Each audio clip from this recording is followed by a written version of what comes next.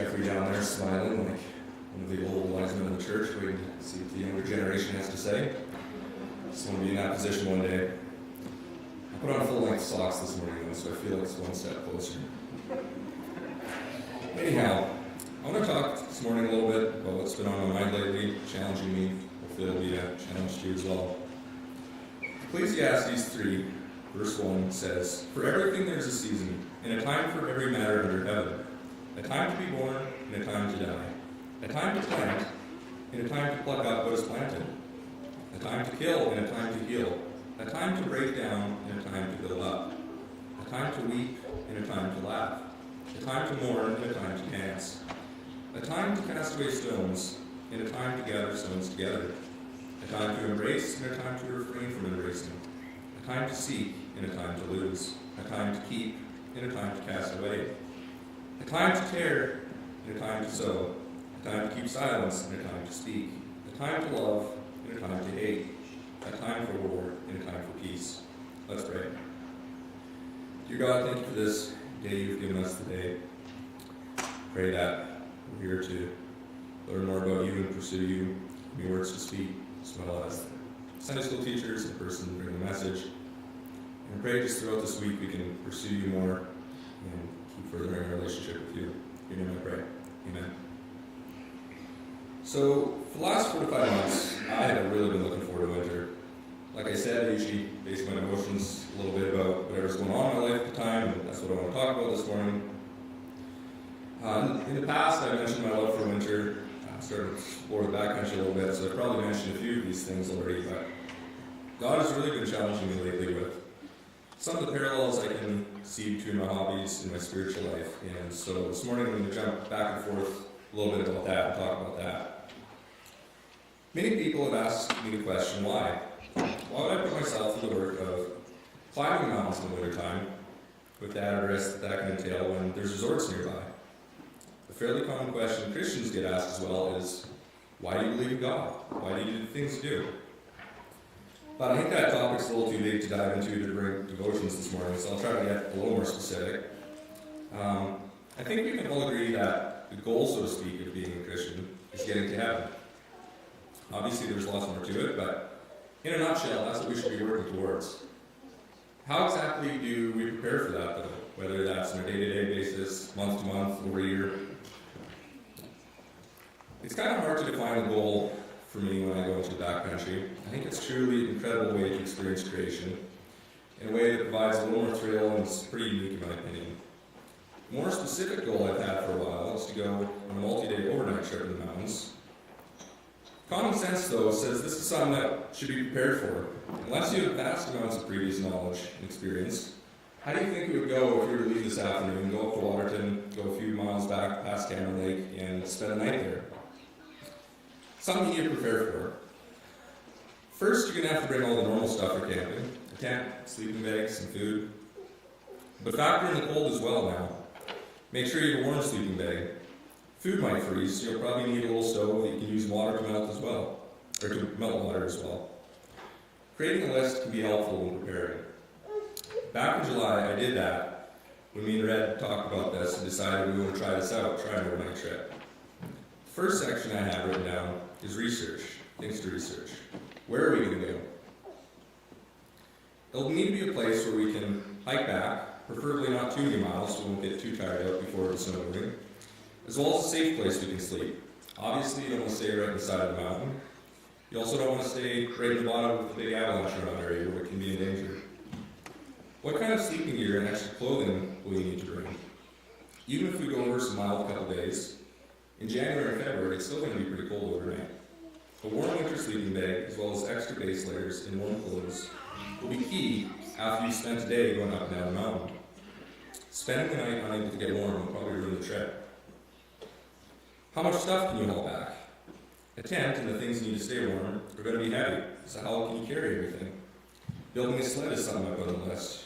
That'll answer a lot of those problems. What about communication?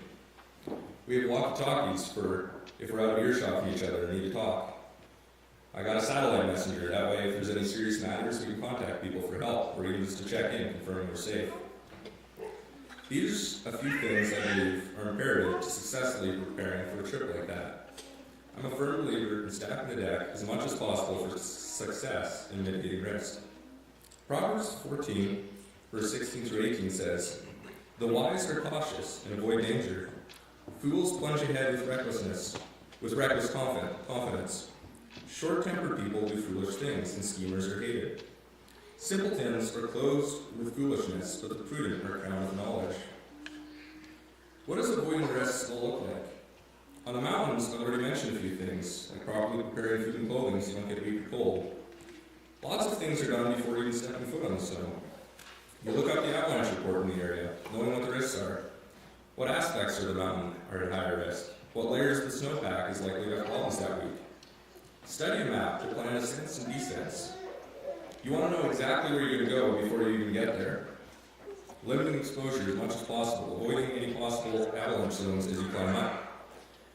Mountaineers say the mountains whisper to you, so when you do start climbing, you must pay attention. What does the snow feel and sound like? Are there cracking, whomps? Those are easy tells of danger. How can we be wise and avoid danger in life? Travis had a really good devotions a while back, and he was talking about art, and what art are we consuming? The music we listen to, the movies we watch, maybe the books we read. Are these setting ourselves up for success? What are they filling our minds with? Are they helping us stack the deck against failure? Each thing on its own might not seem like much, but anytime you do a little thing, it's going to keep adding up to helping us prepare for what life faces us with.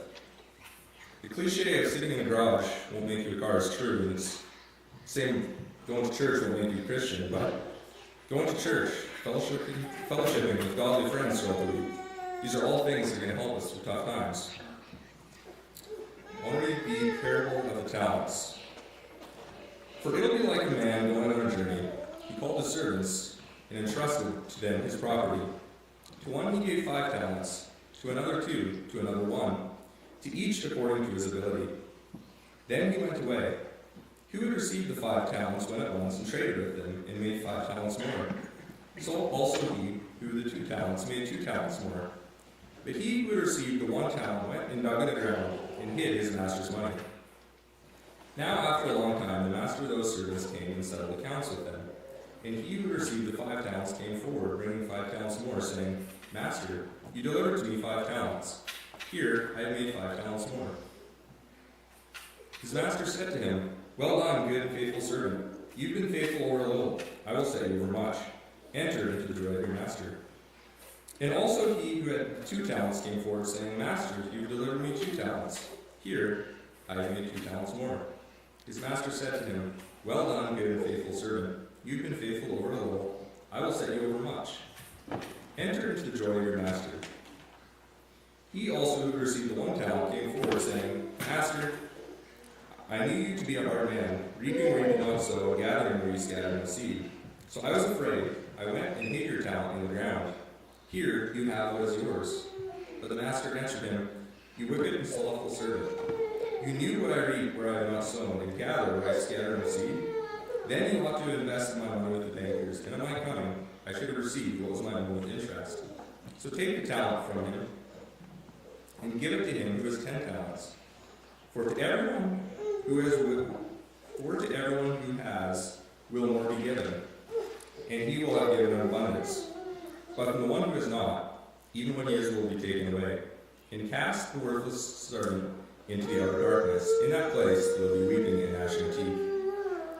These verses always speak to me about the importance of using our time now wisely. Don't waste away what's been given to us. Don't be afraid to work towards future goals, especially spiritual goals in the present. I think it's easy to look to our grandparents and think, we have 30, 50, maybe 70 more years left, and we have time to figure a relationship out with God. But that's not guaranteed. I'm reading a book right now titled Lessons from the Mountain, and he talks about having lost over a dozen friends in the mountain, including several close calls himself. Safety is not something we can take for granted. Personally, I've already had several close friends pass away. Time can be taken away quickly. Don't take that for granted.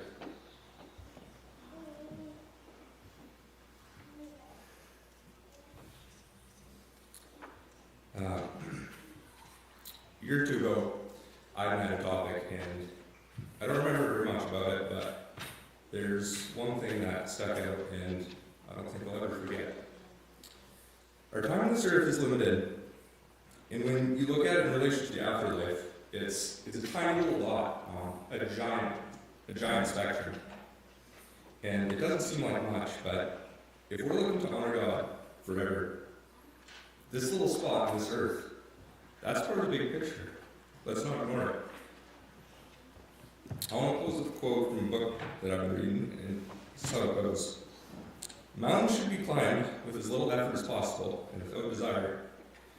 The reality of your own nature should determine the speed. If you become restless, speed up. If you become winded, slow down. You climb the mountain in an equilibrium between restlessness and exhaustion. Then, when you're no longer thinking ahead, each footstep isn't just a means to an end, but a unique event in and of itself. The leaf has jagged edges. That rock looks loose. From this place, the snow is less visible, even though closer. These are the things you should notice anyway. To live only for some future summit is shallow. It's the sides of the mountain which sustain life, not the top. Here's where things grow. As a Christian, our goal is obviously the summit, heaven. But we need to live life day to day, trying to honor Him every day if we want any hope of reaching that summit. Thank you.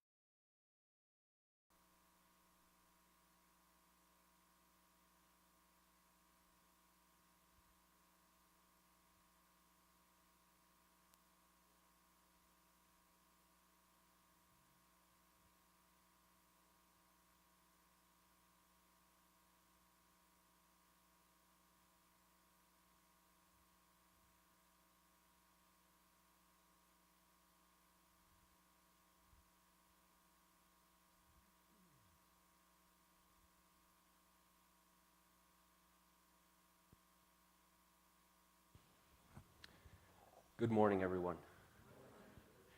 Sorry, I just had to set up a few things here.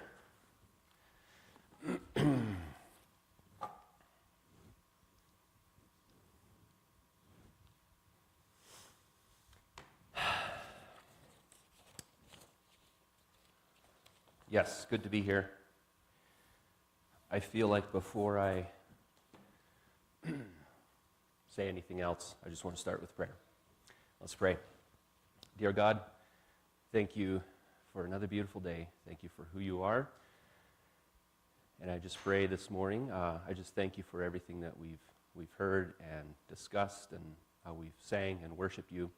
And I just pray that the message that I have here could also be clearly spoken out according to your will, and just that people could hear it and be inspired, that we could be able to see a glimpse into your mind of who you are, your infinite beauty and complexity. Just what a great God we serve. So I pray for this in your name. Amen. So this morning, I have a question for you. Who loves math?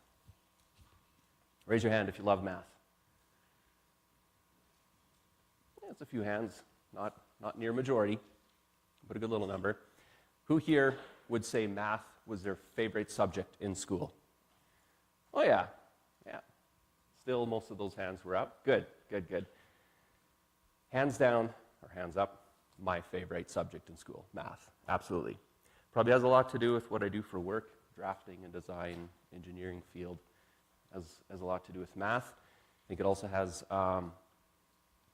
probably plays a part in me enjoying to play music. People say that often engineers also are musicians.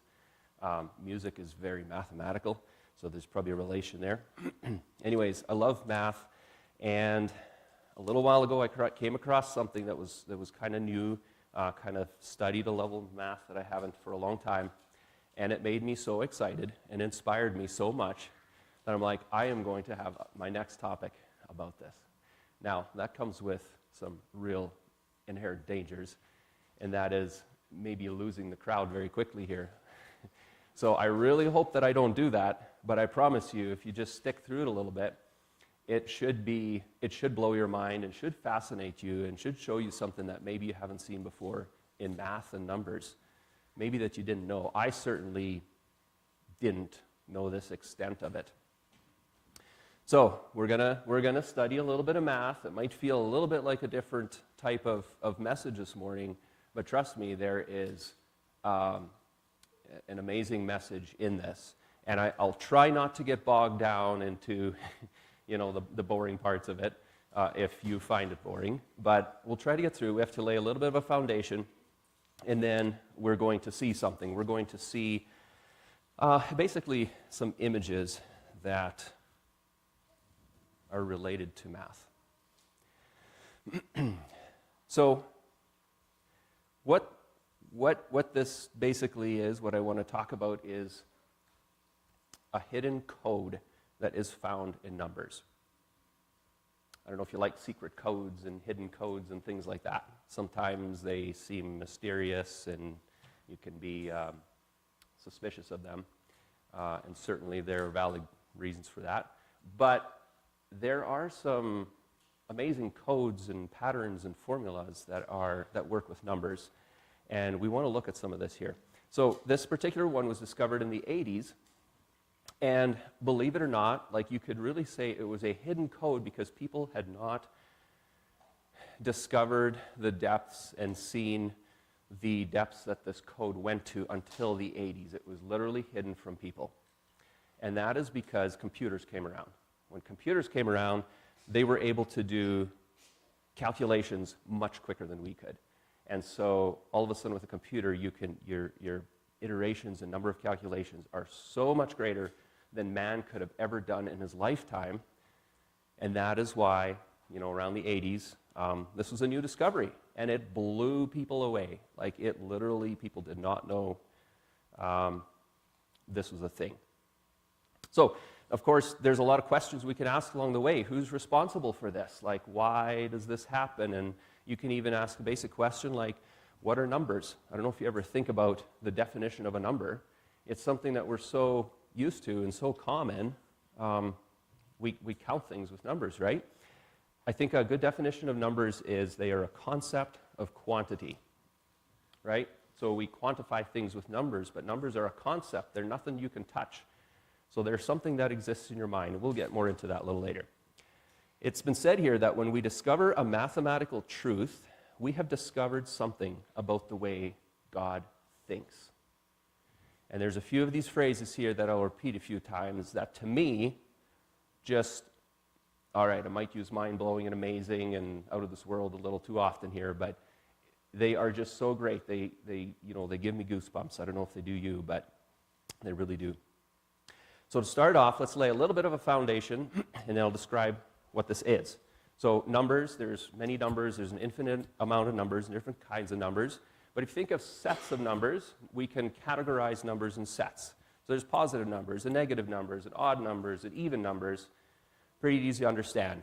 And everything I'm going to explain here is pretty simple concepts. There's prime numbers, and there's rational numbers and irrational numbers. Basically, you can define a set, and you can say this number is in it, or it's not, right? I mean, we understand that pretty easy. That's what sets do. So we're going to look at a set that's different than all of those, and it's called the Mandelbrot set. Anybody heard of the Mandelbrot set? Oh, yeah. I figured maybe. Yeah, it's a famous one. It's a common one. It's a pretty cool, amazing one.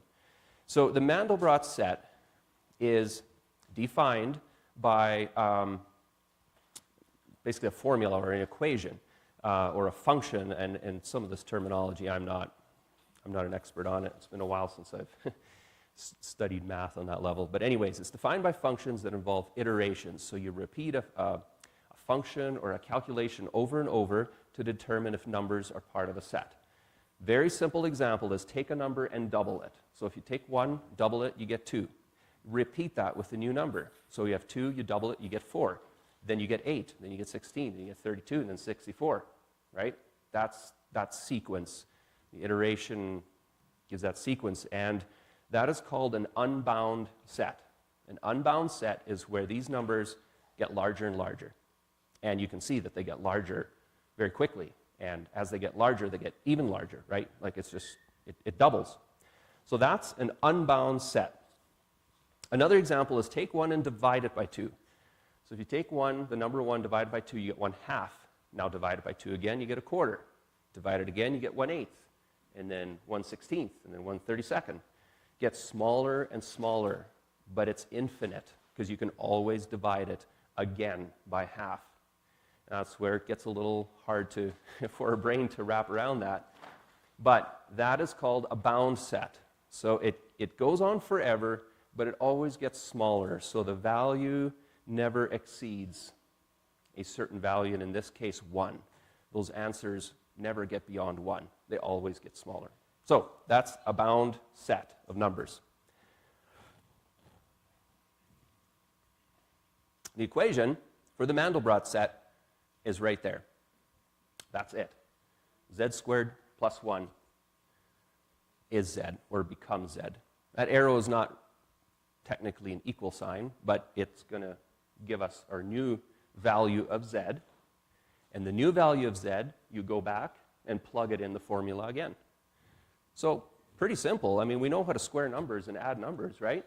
So just to demonstrate this again really quickly, or to define it here, the Mandelbrot set is defined as the set of all numbers, C, for which the sequence Z remains bound according to this iteration.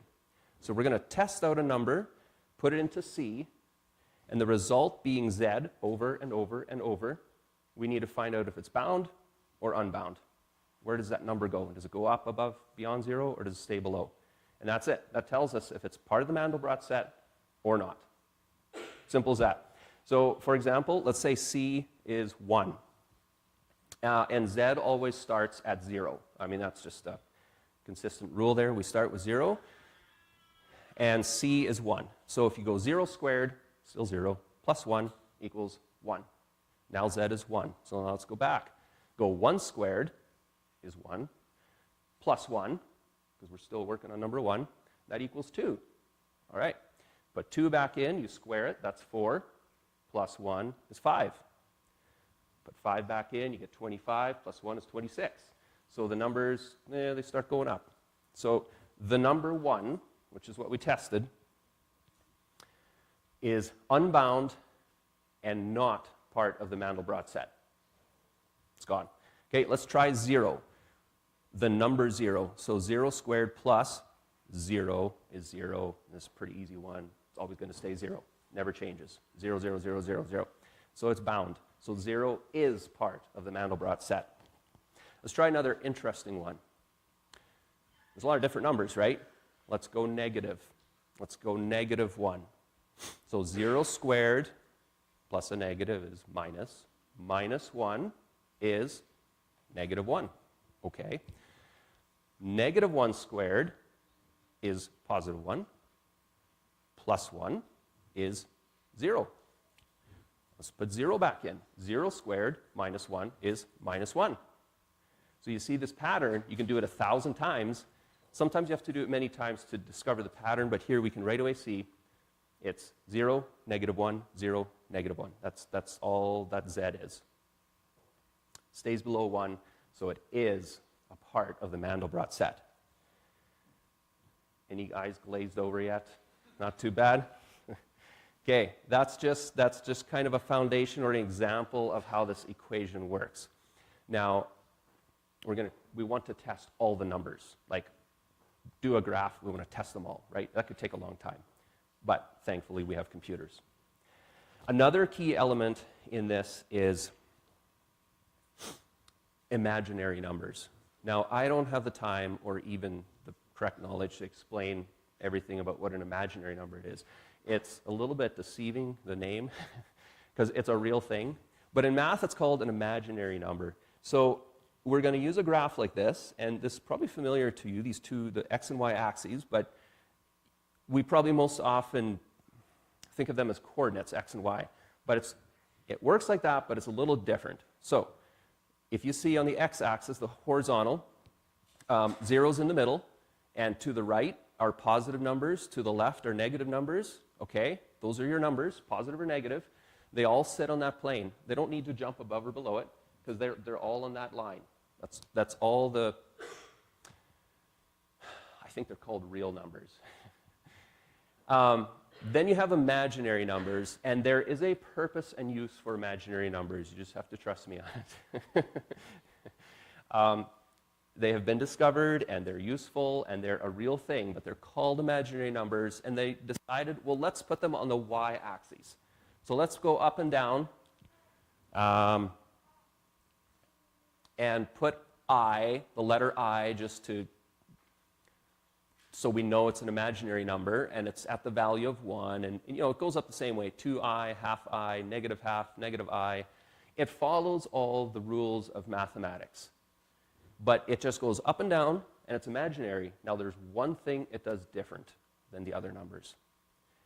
When you square an imaginary number, the answer is a negative. You're like, that's wrong, that can't be. Well, in this case, it is. It just is. So when let's say if we go negative 3, negative 3i. So if you square a real number, negative 3 times negative 3, you get positive 9, right? But negative 3 times negative 3 is negative 9 if it's an imaginary number. Negative 3 imaginary squared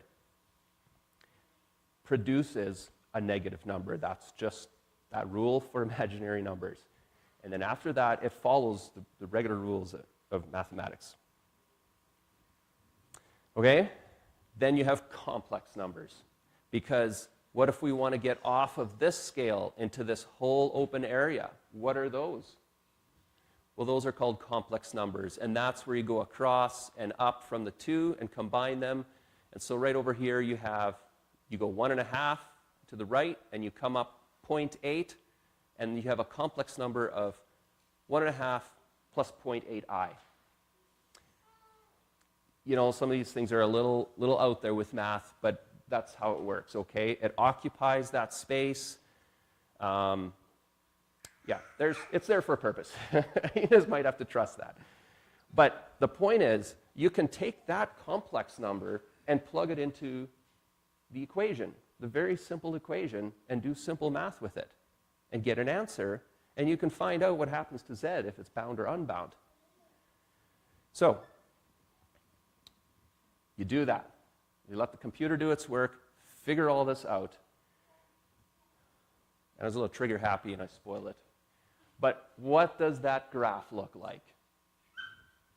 What does that graph look like in this open area of numbers that are part of that set or not? That graph looks like that. Oh, I heard some, I think I might have heard a gasp or two. I don't know if that surprises you or not. It blew people away when they first saw this. So this is the cool thing right here. It's an interesting shape and has a lot of interesting things, and it has a lot of interesting things that we can't see here until we zoom in. So just quickly to define this, everything that's black, solid black, is part of that set. Everything outside of it is not.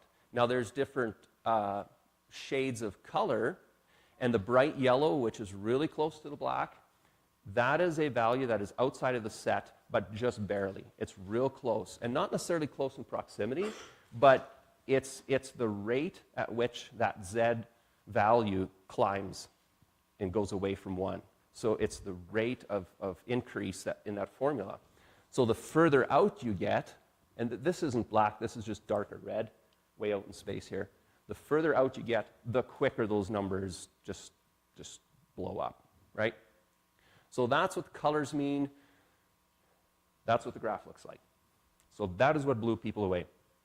There's some basic shapes in here, so I don't know what people expected, but if you think of math and graphing, I mean, you can think of simple shapes. Simple geometric shapes or mathematical. I think that's very easy to figure out. Circles, squares, lines, angles, whatever. But why this? So there's some familiar geometry in here. There's circles. There's perfect circles. And then there's this circle that's dented in on the right. It's called a cardioid.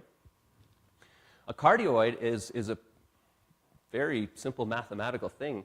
On your left there, did anyone play with, I think they're called spirographs when I was a kid? I had something like that. And you literally drew that shape right there. If you take two circles, they're the same size. And on the edge of the one circle, there's a hole to put your pencil in. And then you trace it and go around the circle. That's the shape you get. You get a cardioid. So, you know, just basic geometric shape. Pops up on that graph.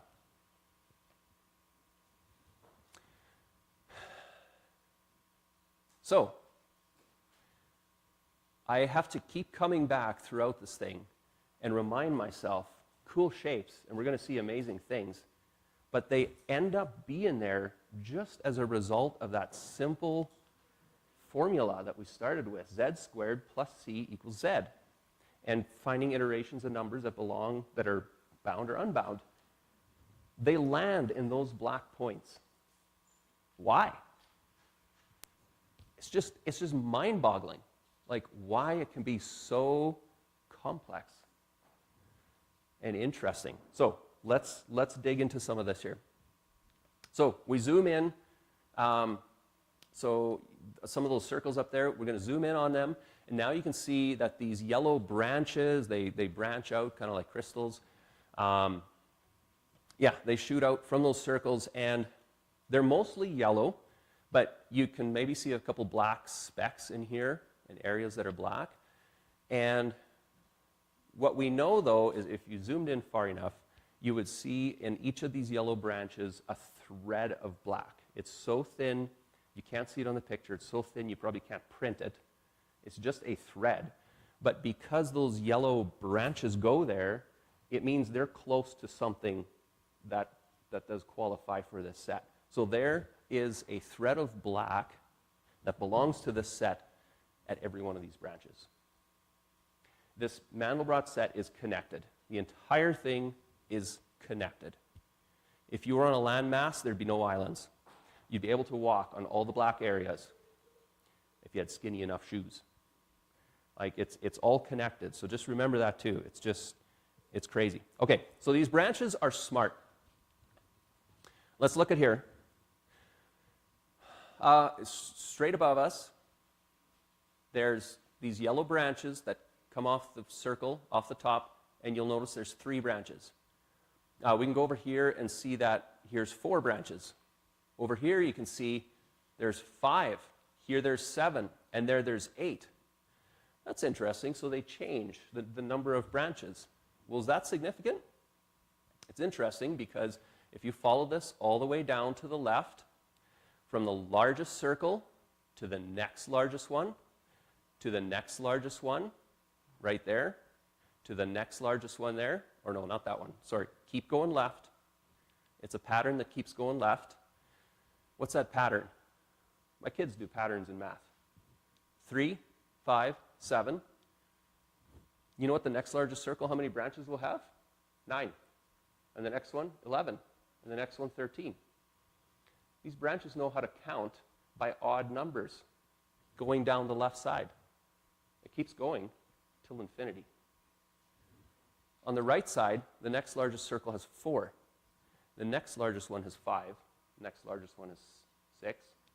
So if you go down the right side, the branches are going to count up just by single digits. Every number. 3, 4, 5, 6, 7, 8. So it knows, these branches know how to count by odd numbers and by every number, depending which side you go down. Guess what else? Let's look at this big circle. Let's look at the next biggest circle beside it. And let's look at the next largest circle in between. You have 5 and 3. They add up and equal 8. That happens everywhere on this side. If you have a 5, well, I haven't counted these going down, but, or here, this is the one I wanted. This one's 5, this one's 7. The next largest one in between the two is the sum of those two. It has 13 branches. These branches also know how to add. And that's a pattern that repeats itself all the way down into infinity. Infinity is just going to be so hard to grasp because you can always zoom in, and you can always zoom in, and you will always see something more there. Just like that number 1, you divide by half, you can always divide again by half. No matter how impossible it seems, you can still do that.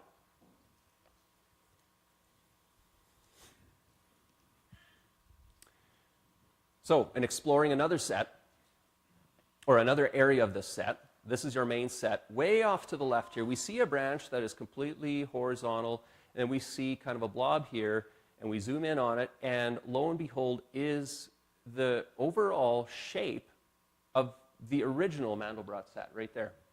So we find a mini copy of this shape way down here and scaled down. It's like a little mini. And what we can expect, what we know is, like, you look at all these circles here and you zoom in, it's got branches and circles just like we had looked at before. So it's a copy of that whole thing, but scaled down. So you just have to zoom in, and there's a whole nother set right there. And you can see it extends out here, and there's a little black dot. And there's going to be another mini, a mini. That keeps going on forever. You just keep zooming in, and you will always find this mini off to the left right there. And at every one of those, you can go and zoom in on these branches, and you'll see these smart branches. It is crazy. This pattern goes on forever. This type of structure is called a fractal. It's called a fractal. And I got it out of a book here that I read, just about fractals. And I just, not even scratching the surface of it here. Very cool reading through this. Anyways, so that is just the mind-boggling thing we see in this graph. Like, how can that stuff happen and repeat and just out of that simple equation, just a set of numbers. So I want to just try to very quickly explore a few more different areas of this. So they've named, so you can take a lifetime exploring this, right? Because you can zoom in And you'll find that in different areas, we see all kinds of different structures and different patterns repeat themselves. Here, when you come down the side, these branches, they increase in number as they go down, right? And so as they increase in number, they kind of change their shape and form, and we'll see that they start looking like seahorses down here, so it's called a seahorse valley. And the opposite side of this, those branches come down and become double spirals. Here they become scepters. Here's your mini, there's your mini, and on forever. And on this side, those branches turn into elephants. They literally look like elephants. So anyways, that's just a quick overview of what may happen here. So let's take a quick look at the seahorse one. In that valley, you get into the cusp here. The further in you go, you get more and more branches, and these branches have formed a shape, kind of a seahorse head, and the tail down here, and it spirals, okay? You just get some amazing complex shapes and structures and spirals. This is driven by math, driven by numbers, a simple equation that we just tested out and did a few of. But this requires computers. These are a lot of points to plot out. As we zoom in, so we're going to zoom into, I think, this bright spot right there. Or here's the whole seahorse kind of right there you can see.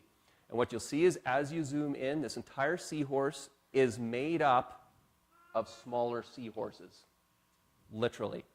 As the spiral goes down and gets smaller and smaller, it's still made up of a series of seahorse shapes that are just all connected. Everything is connected. There's no islands here.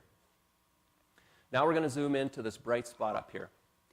All right, you just get a mass of dots coming together, converging. They're too small to see what they are. We're going to take that little spot right there and, just different forms of spirals, spider webs coming together. We're going to take these two, there's kind of 3 bright dots there. Zoom into that, and you have a bright core up there and a bright core down here, and then you kind of have a little plus shape with 4 dots on it, okay? Now these colors change, but again, the colors change just for a visual interest, just to make it look interesting and contrast. They still mean the same thing. So let's zoom into this area here with 4 dots. Well, you have a dot up there, dot there, and there. Well, you zoom into there. Now, wait a second, there's 8 dots right there. You see a pattern? There was 2 before, and you go in further, and there's 4. You go in further, and there's 8. You go in further, and there's 16. These bright hubs are increasing by the power of 2. 2, 4, 6, 8, 16. Why is that? Do you think it's related to the formula because there's a square in the formula? Maybe. Maybe we'll see.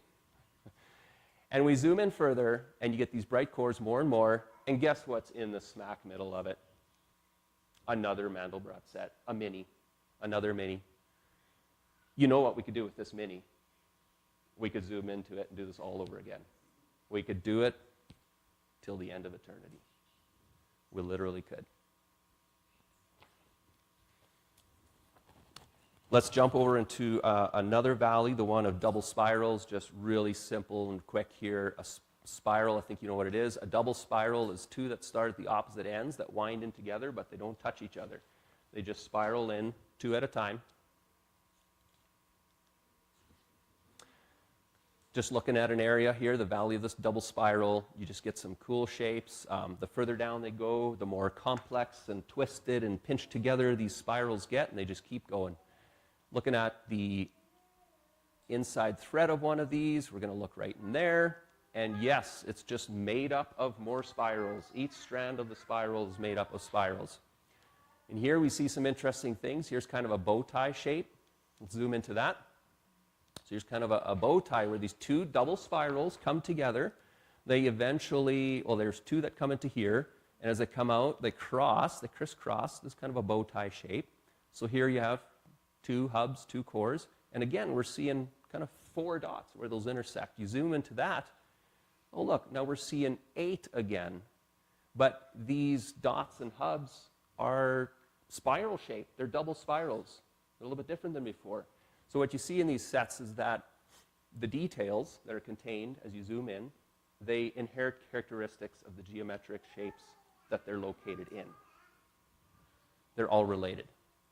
There you have 4, there you have 8, and of course, here you've got 16, and that number, again, increases by the power of 2. And you have a Mandelbrot set in there, of course, Mandelbrot. So as you zoom into these structures, they get more and more complex. Isn't that kind of the opposite of man-made features? When you think about things we make and you break it down, it becomes simpler and simpler, the things that we make. And this is the opposite. It becomes more and more complex. I'm not going to dig into this one here, but I just wanted to show you this is what an elephant looks like, right? The back, the head, the trunk, and a massive spiral at the tip of the trunk. Well, you know what to expect when we zoom into any of these areas. They're going to be made up of more elephants. They're going to zoom into little cores, and you're going to see more mini Mandelbrots in there. This is the valley of the scepters, or scepters on seahorses. Actually, if you're on this side where the seahorses were, but this is in a different area, these seahorses now have a scepter. So they have a scepter sticking off their head, kind of like a unicorn. And the opposite side is the double spirals, but every double spiral has a scepter that is just protruding out from it. Just decided that, you know what, in these valleys, we're going to repeat these, but we all need a scepter. And you see that consistent throughout there. If you zoom into a scepter, it's just made up of a mess of double spirals squished together, and in between them, you kind of get another cross shape, and of course, we know what's going to happen there. We got 4 sets of pinched together spirals that occupy those cores that we're seeing before, and inside of that, you can see a series of 8, and then 16, and then there's a mini Mandelbrot in there. It happens everywhere you look. Everywhere you zoom in, you see this.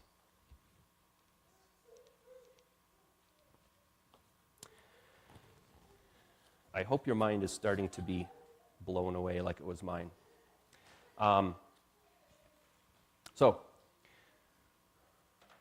one thing, real briefly, you can do is you can change the formula. What happens if you change the formula? What are we going to see? Like, that's an interesting question you could pose.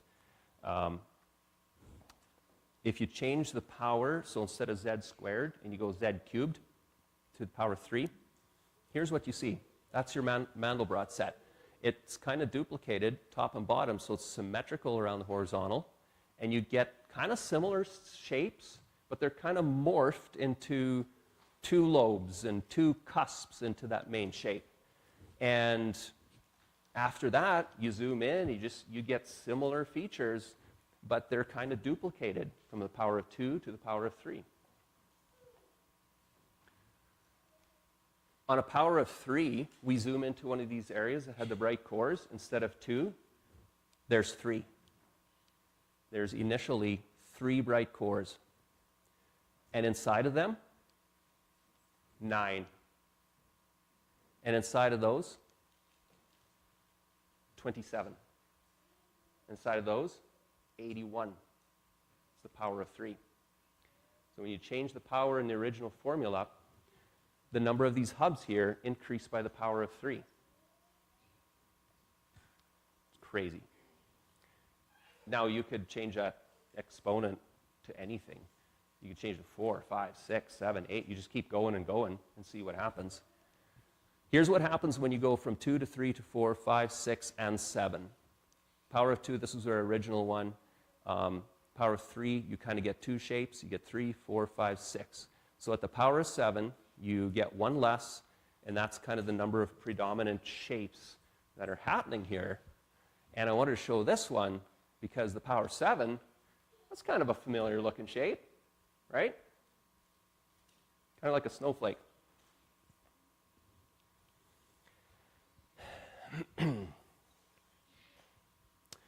So, fractals.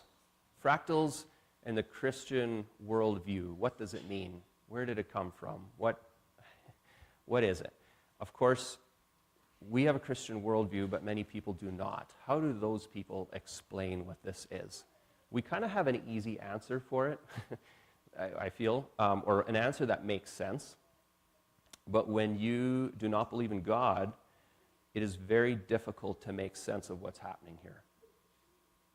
So just looking at the beauty of fractals, you can ask yourself, so secularists and atheists will often say it's man-made, like man came up with this or that and created something.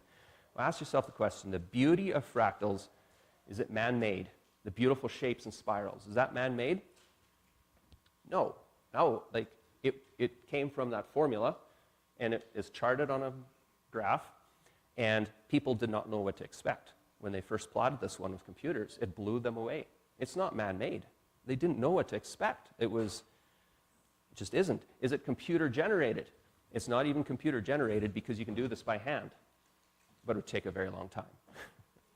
So the computers have only accelerated the process and enabled us to zoom into such detail.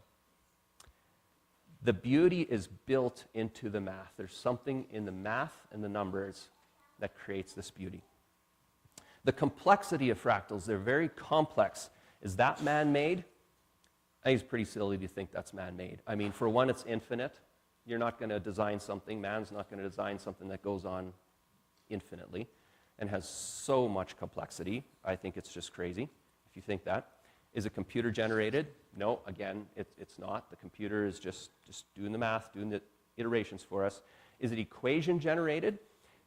It's kind of equation generated, but not just on its own. Sure, that equation defines the shape, and if we change the equation, it kind of changes the shapes too. So it's part of the process, but you still need to put numbers into the equation, and you have to have rules of mathematics to get this kind of stuff. So it still comes down to the numbers and mathematics. So, what are numbers? What are numbers? What is so special about numbers? I said before that it was a concept. It's something that's not physical.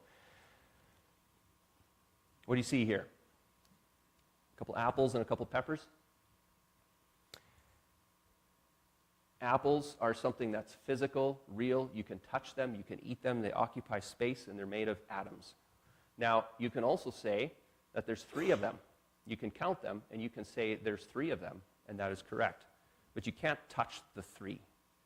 Like the 3-ness of these apples, you can't physically touch it. It's not made of matter. Same thing with peppers here. There's a similarity between these two sets, and they both have a 3-ness about them, right? And it's kind of silly to think about that and question it because we just take it so for granted. There's 3 of each. They're different things. Now, if I eat an apple, there's not 3 anymore. There just isn't. There's 2. And so that quality has changed of that set. But you can also eat a pepper, and now there's 2 peppers, and now they share that quality again. It's something so simple, it's sometimes hard to define and just get a grasp if you just ask yourself, what is a number and what does it mean? But it's a concept of quantity, I think, is a good way to just explain it. And mathematics is the study of the relationship between these numbers and such. So the point that I want us to remember here now is it's a concept, and numbers exist in our mind, okay? They exist in our mind. They're not a physical thing. So when people say that man invented numbers or such, I don't know where you think numbers come from, but if they exist in the mind, how is that possible? Because the planets in the solar systems, we believe, they were in orbit before there was man, before man was around. So if the planets obey the laws of mathematics, then how's that possible if there was no man back then? There was math and laws of mathematics before man, is what I'm trying to say. So it really begs the question, was there a mind back then? Was there a rational mind back then that knew numbers and created numbers? I definitely believe yes. I mean, if you do not believe that God was there and created it, this becomes a very hard thing to explain. If people created laws of mathematics, then they could have created them differently, just as people invented cars, and there are many types of cars. When we discover a law of mathematics, we have learned something about the way God thinks.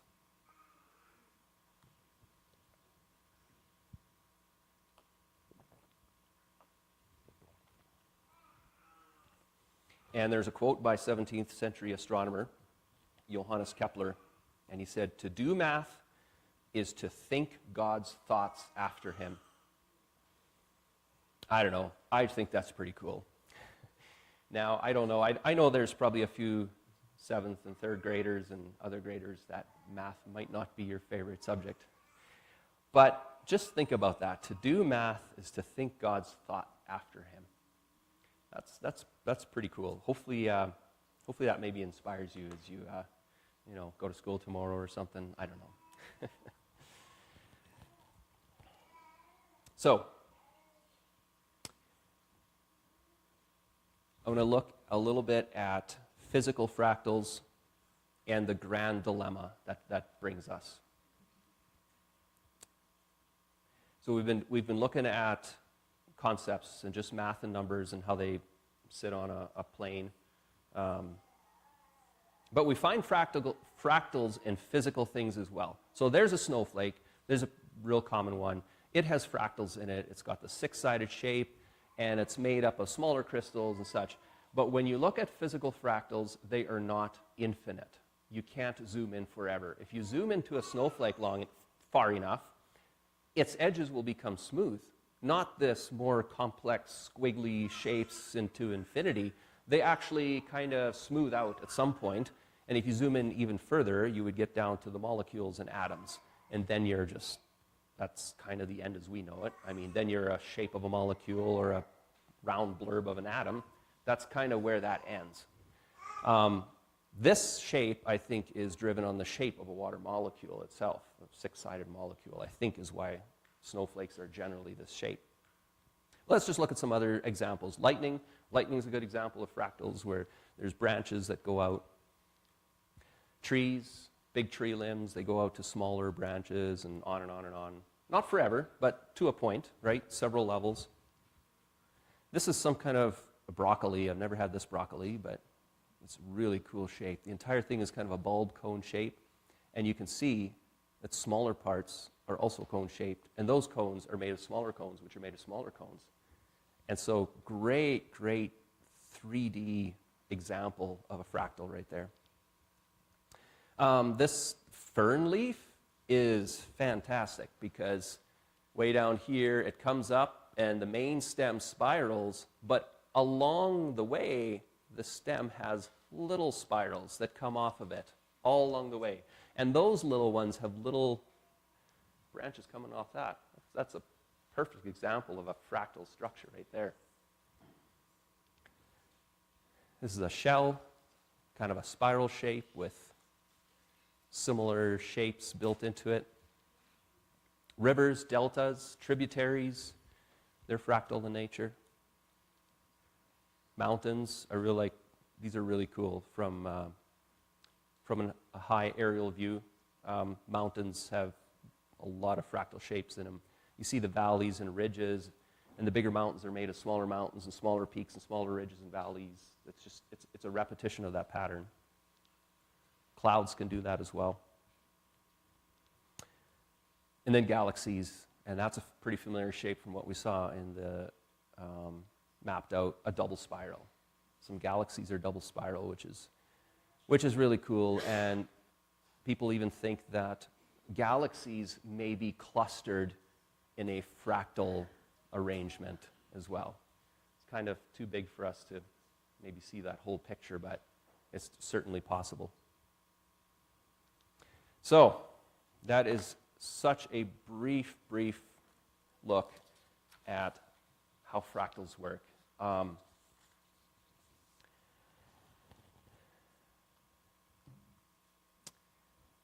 I absolutely, I believe God created numbers and the laws of mathematics. And so what really makes sense there is we can read about this in the Bible, we can see it in nature, and we study the characteristics of who God is, and we see that reflected both in conceptual world in mathematics and in the physical world. God is a God of beauty. God is an infinite God. He holds all things together. It is this infinite part of this all, of course, as finite beings, is hard for us to grasp. But it's an infinite number of infinities as you zoom into these areas. And they even mentioned when you change to the power of 3. So on the first set, you're looking at an infinite number of stuff. And when you change the power, those infinities are doubled. Where there was 2 spirals, there's now 4. And so in some ways, you can say that set has more infinities than the other set did. Again, that's kind of, maybe it's silly to say that, but it's kind of true, right? Is one infinity greater than another infinity? Probably. How does physical reality, which has no apparent connection to mental activity, know anything about mental concepts like numbers? What worldview can justify our expectation that physical reality obeys conceptual laws? Why should the physical universe obey law at all? In a chance universe, one that is not controlled by any rational mind, why should we expect to find rational patterns? Without a mind, there can be no mathematics, and since the universe is governed by mathematical laws, it is necessarily the case that the universe is controlled by a rational mind. Well, people have been debating these things, these questions for centuries, but these are just some statements and some things that they just reinforce to me of who God is, and it's so hard to explain this stuff without that. People have tried, but they just fall flat.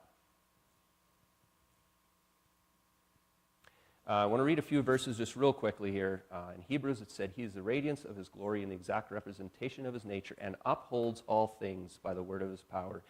In Job it says, "Can you discover the depths of God? Can you discover the limits of the Almighty? They are as high as the heavens. What can you do? Deeper than Sheol, what can you know? Its measurement is longer than the earth and broader than the sea." It is infinite. In Romans it says, "For since the creation of the world, his invisible attributes, that is his eternal power and divine nature, have been clearly perceived, being understood by what has been made, so that they are without excuse." And you just see that when you start studying here. It's without excuse. It's there. In Psalms, "For as high as the heavens are above the earth, so great is his mercy toward those who fear him. As far as the east is from the west, so far has he removed our wrongdoings from us." 2 of the fastest runners in here. One of you guys head east and one head west. Let me know when you find the end, because that is how far our sins are removed. It is infinite. There's no end to that. It is infinite. And I really like these verses in Ephesians 3. It says, "For this reason I bend my knees before the Father, for whom every family in heaven and on earth derives his name, that he would grant you, according to the riches of his glory, to be strengthened with power through his Spirit in the inner self, so that Christ may dwell in your hearts through faith, and that you, being rooted and grounded in love, may be able to comprehend with all the saints what is the width and length and height and depth, and to know the love of Christ, which surpasses knowledge, that you may be filled to all the fullness of God. Now to him who is able to do far more abundantly beyond all that we ask or think with our finite minds," way beyond that, because God is infinite, "according to the power that works within us, to him be the glory forever and ever." There's that infinity. I'm always intrigued by where Paul describes the width, the length, the height, and depth. Sounds like 4 dimensions. You only need 3 to describe physical space. What's that 4th dimension?